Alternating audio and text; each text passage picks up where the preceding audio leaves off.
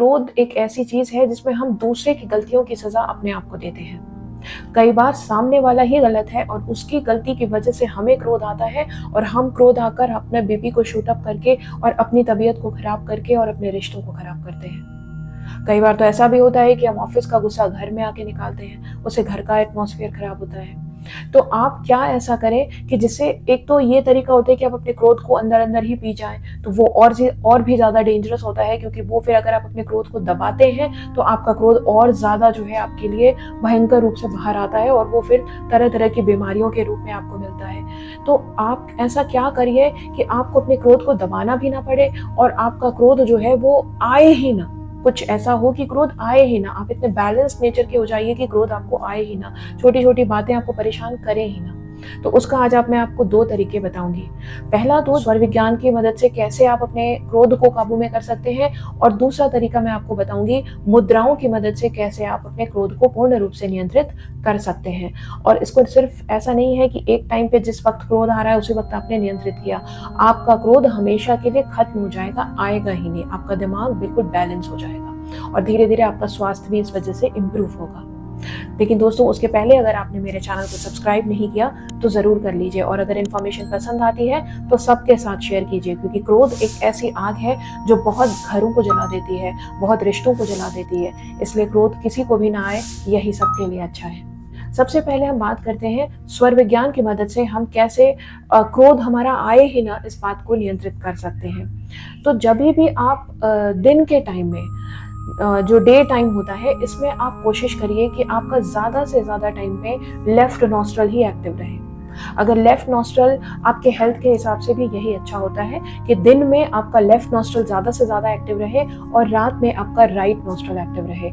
तो आपका रात में जो है खाना भी अच्छे से डाइजेस्ट होता है, और अगर दिन में आप लेफ्ट नॉस्ट्रल एक्टिव रखते हो तो आपका दिमाग बैलेंस रहता है और आपका जो गुड लक भी होता है, गुड लक भी आपका अट्रैक्ट करता है। तो आपका चंद्र स्वर हमेशा आपके दिमाग को शांत और बैलेंस रखता है। तो और मान लीजिए कि कभी आपका राइट नॉस्ट्रल एक्टिव है और आपको गुस्सा आ गया, तो उस केस में आप तुरंत इमीडिएटली लेफ्ट नॉस्ट्रल पे स्विच होइए। और स्विच कैसे होंगे, उसके लिए अगर कुछ भी नहीं समझ में आ रहा तो अपनी राइट नॉस्ट्रल को आप बंद कर लीजिए और गहरी गहरी सांसें लीजिए।